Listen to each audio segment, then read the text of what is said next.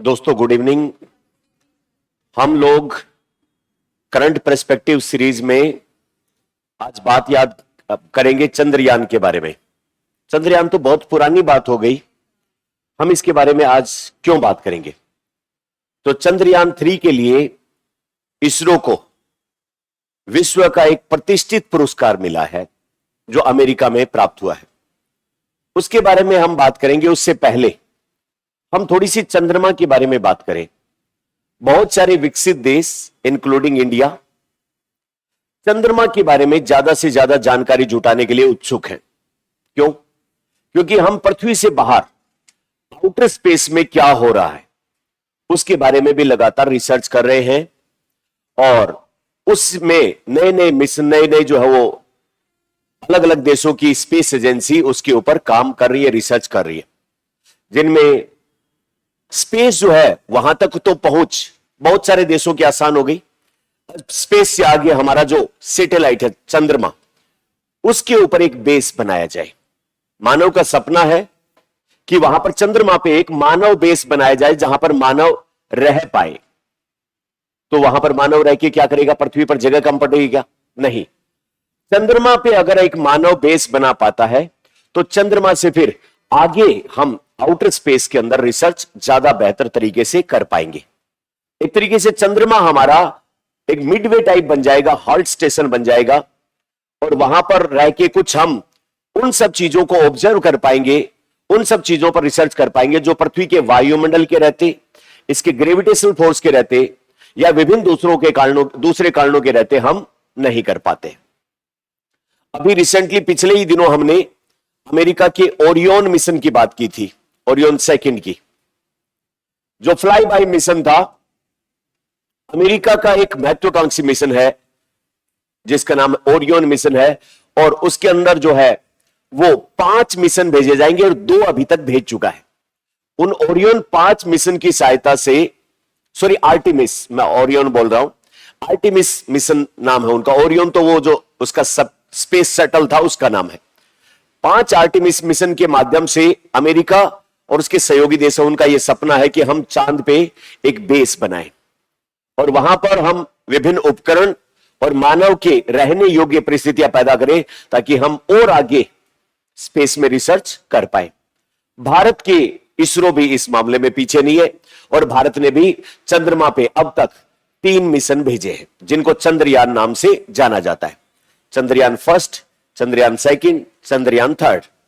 अब ये चंद्रयान थर्ड जो हमने पिछले दिनों भेजा था उसमें स्पेस क्षेत्र में टेक्नोलॉजी के मामले में कमाल दिखाने के लिए अमेरिका के अंदर एक इंस्टीट्यूट है, प्रेस्टिजियस, वर्ल्ड का फेमस, जिसका नाम है AIAA, American Institute of Aeronautics and Astronautics. इन दोनों शब्दों में क्या फर्क है?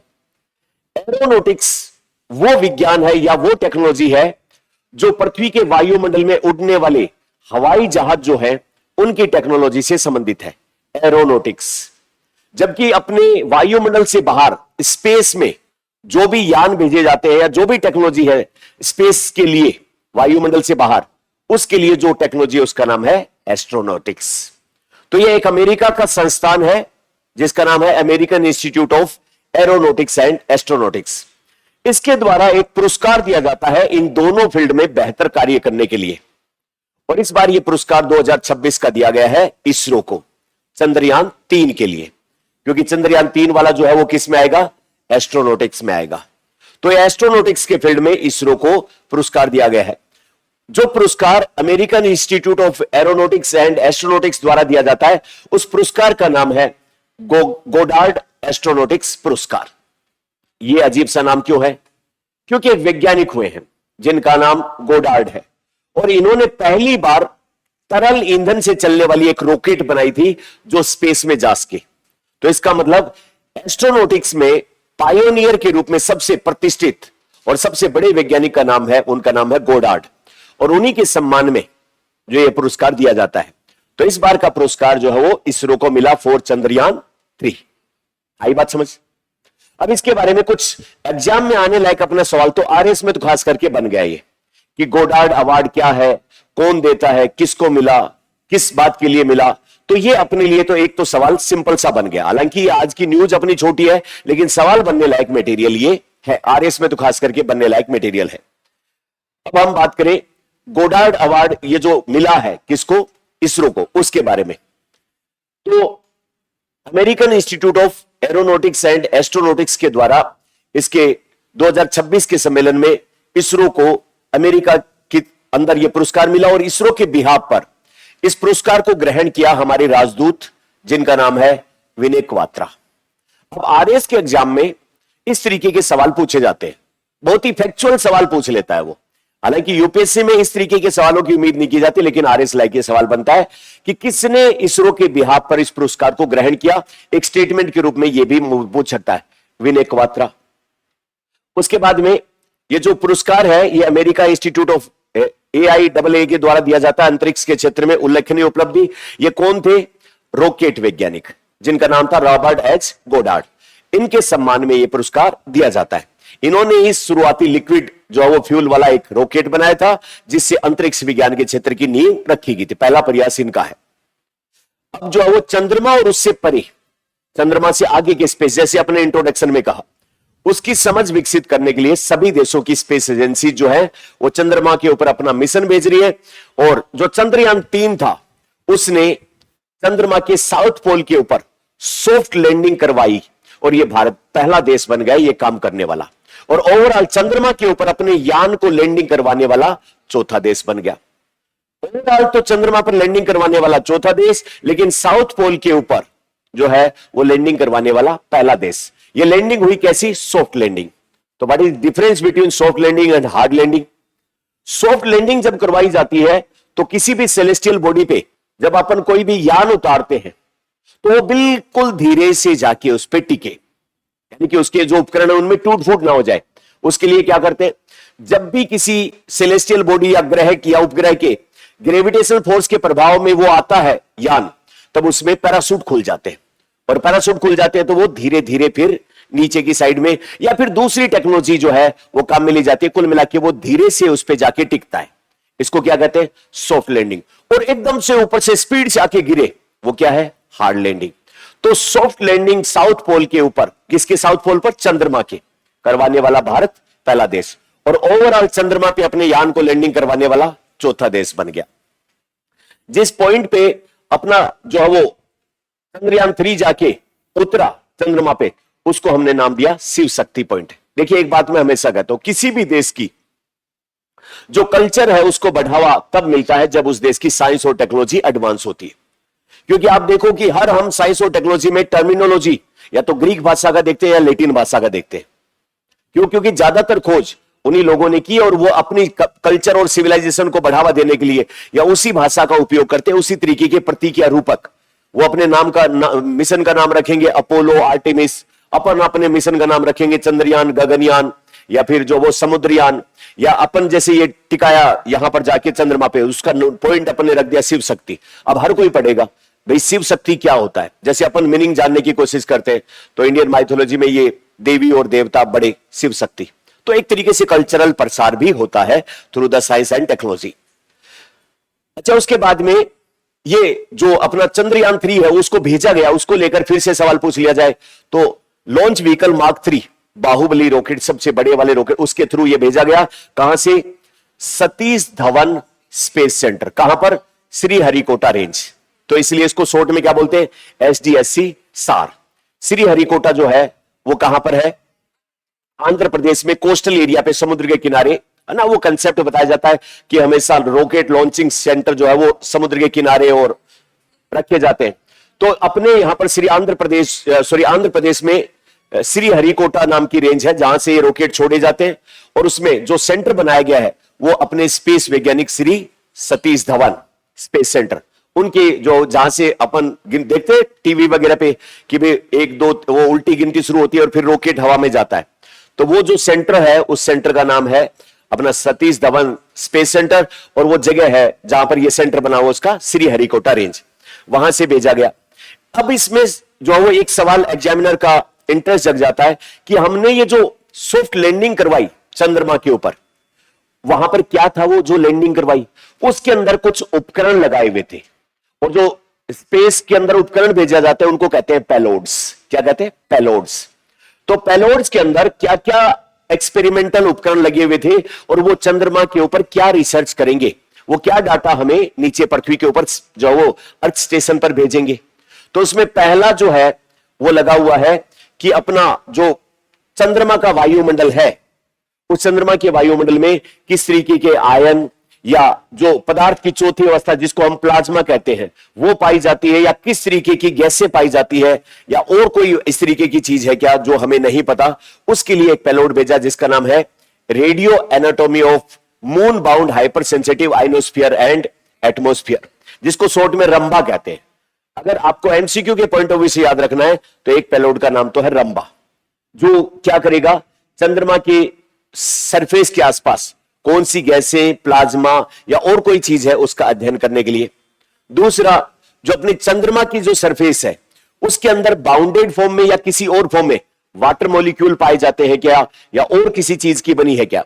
तो इसका मतलब सब सरफेस वाटर आइस क्लूज की खोज, यानी कि चंद्रमा की सतह के नीचे और उसके आसपास के एरिया में जो H2O है वो बाउंडेड फॉर्म में या और किसी फॉर्म में पाया जाता है।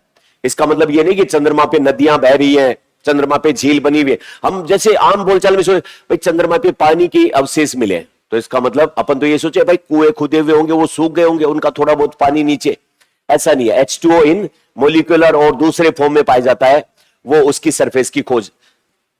इसका शॉर्ट में नाम है चेस्ट, चंद्र सरफेस थर्मोफिजिकल एक्सपेरिमेंट। तो पहला हो गया रंबा, दूसरा हो गया चेस्ट। तीसरा जो है ILSC, ये क्या करेगा, सिस्मिक एक्टिविटी, मतलब चंद्रमा के ऊपर भूकंप आते हैं क्या, इसकी सरफेस में चेंज होते हैं क्या, उससे रिलेटेड, तो सिस्मिक एक्टिविटी का।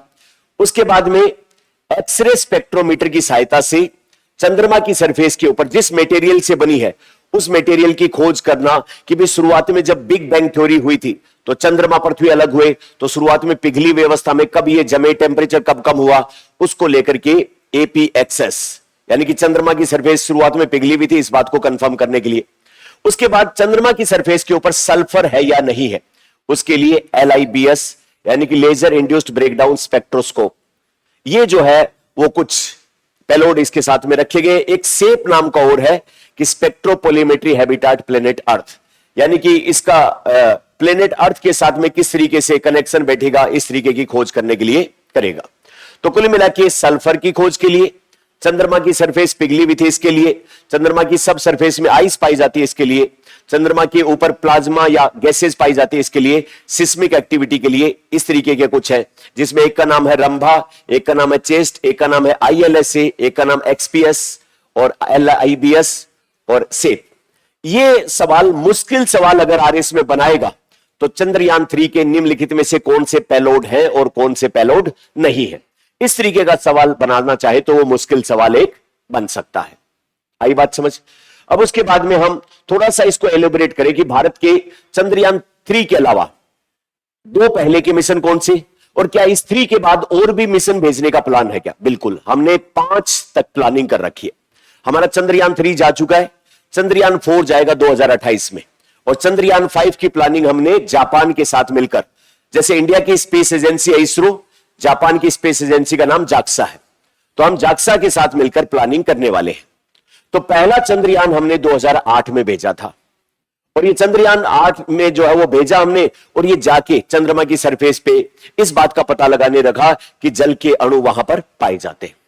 2019 में हमने चंद्रयान दूसरा भेजा था, और चंद्रयान 2 का तहत हमने क्या किया, एक तो चंद्रमा की जो ऑर्बिट है जिसके चारों तरफ चक्कर लगाते हैं, उसमें एक उपकरण स्थापित किया जिसको कहा जाता है ऑर्बिटर। क्या कहा जाता है, तो चंद्रयान 2 ने चंद्रमा के चारों तरफ ऊपर से चंद्रमा की स्टडी करने के लिए ऑर्बिटर स्थापित किया, और एक जो सेगमेंट था उसको बोलते हैं लैंडर, जो ऑर्बिटर से अलग होकर चंद्रमा की सरफेस पर लैंड करेगा, उसको लैंडर कहते हैं। तो जब हम चंद्रयान 2 के लैंडर को लैंड करा रहे थे तब अनफॉर्चुनेटली ठीक से लैंडिंग नहीं हुई, और वो लैंडर वाला पार्ट जो है वो ठीक से काम नहीं कर पाया, लेकिन ऑर्बिटर ने सही काम किया। आई बात समझ। तो हम बहुत कम समय में वापस इस चीज से उभरे, और चंद्रयान थ्रू हमने सॉफ्ट लैंडिंग भी करवाई, और ये सारे उपकरण भी आसानी से स्थापित कर दिए। अब 2028 में जो अपना प्लान है चंद्रयान 4 का, उसमें हम क्या करेंगे, लैंडर भेजेंगे और उस लैंडर में जो है वो एक बाहर निकलेगा। जैसे ही लैंडर जाके नीचे टिकेगा उसका दरवाजा खुलेगा और उसमें से एक रोबोटिक आर्म निकलेगी, एक निकलेगा जिसको रोवर बोलते हैं। और रोवर जैसे गाड़ी होती है रोबोट से चलने वाली, वैसा निकलेगा और उसमें बाहर निकल के एक रोबोटिक आर्म निकलेगी और रोबोटिक आर्म चंद्रमा की सरफेस में ड्रिलिंग करेगी और ड्रिलिंग करके वहां से सैंपल लेगी और उसमें वापस आएगी गाड़ी में, और वो गाड़ी वापस से उड़ के पृथ्वी पर आएगी। यानी कि हम चंद्रमा से सैंपल लेंगे और उसको वापस सफलतापूर्वक कहां लाएंगे, पृथ्वी पर। ये कब की प्लानिंग है, 2028 की। कौन से मिशन के थ्रू, चंद्रयान 4। उसके बाद और एडवांस हम चंद्रयान 5 2028 के बाद शेड्यूल करेंगे, किसके साथ मिलकर, जापान की एजेंसी जाक्सा के साथ मिलकर।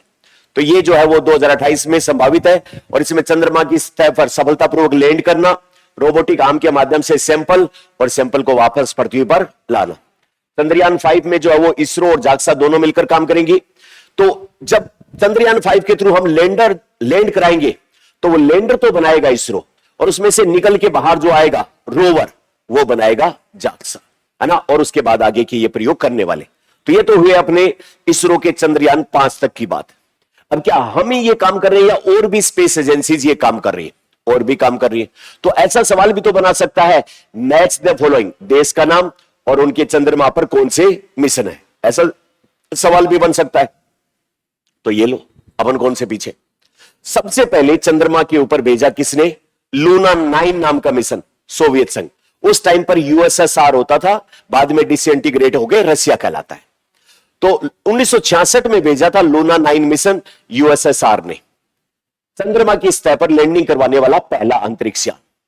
अमेरिका को तिलमिल आ गया वो कि ये रसिया आगे कैसे चला गया।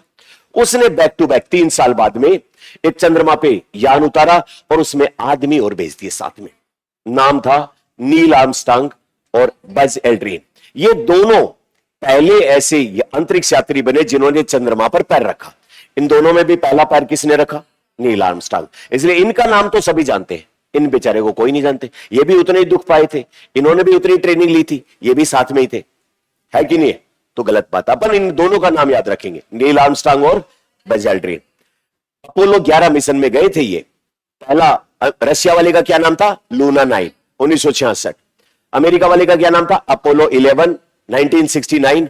और ये जो है वो पहली बार मानव स्लिम नाम का अभियान 2024 में जापान ने, फिर जो वो यूएसए ने वापस से एक भेजा है आईएम फर्स्ट मिशन 2024 में।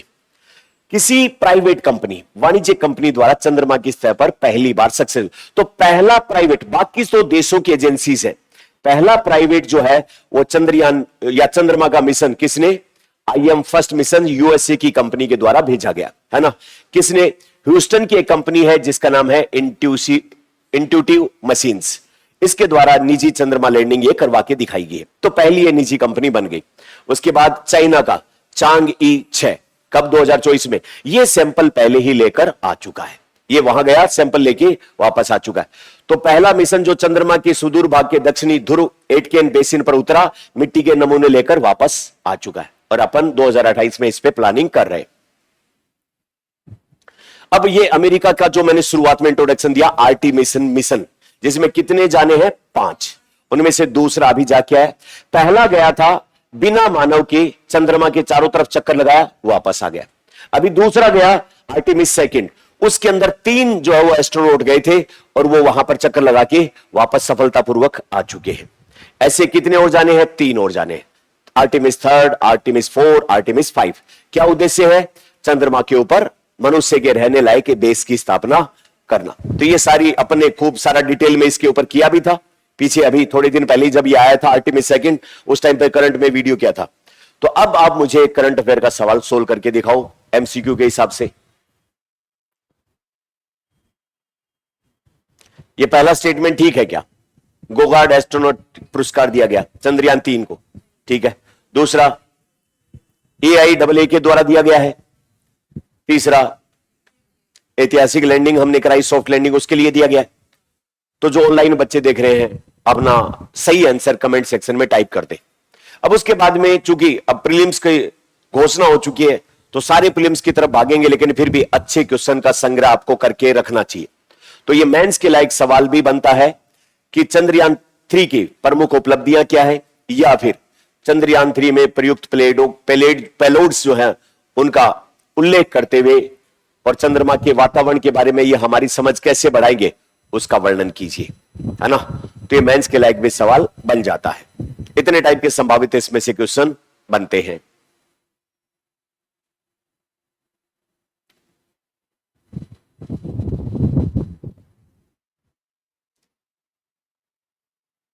तो ये जो पीडीएफ हम पढ़ रहे हैं ये आपको मिलेगी स्प्रिंग बोर्ड के ऑफिशियल टेलीग्राम चैनल के ऊपर, ये जो अपने यहां पर लगी रहती है, या फिर मिलेगी स्प्रिंग बोर्ड की वेबसाइट के ऊपर। तो आरएस की वैकेंसी आ चुकी है, जुट जाइए अपने मिशन में, झोंक दीजिए अपने आप को, लगा दो जी जान, और जो भी आपकी इच्छाएं हैं वो कर लो पूरी, है ना। बिल्कुल भी पैनिक करने की आवश्यकता नहीं है, बिल्कुल भी इधर उधर भागने की, कहां जाऊं क्या करूं, वैकेंसी आ गई अब तो मेरे तो बस की नहीं रही, और बिल्कुल ऐसे माहौल में नहीं फंसना है। तसल्ली से अपना एक डिटेल्ड प्रोग्राम बनाओ, जो सब्जेक्ट नहीं हुए उनको पहले कर लो, प्रायोरिटी पे रखो, खूब सारे क्वेश्चन सोल्व करो, करंट अफेयर से अपने जो अगर टॉपिक पुराने हो गए हैं मटेरियल को अपडेट रखो, और टेस्ट सीरीज दो। ऑल द बेस्ट, मिलते हैं नई वीडियो के साथ। Thank you.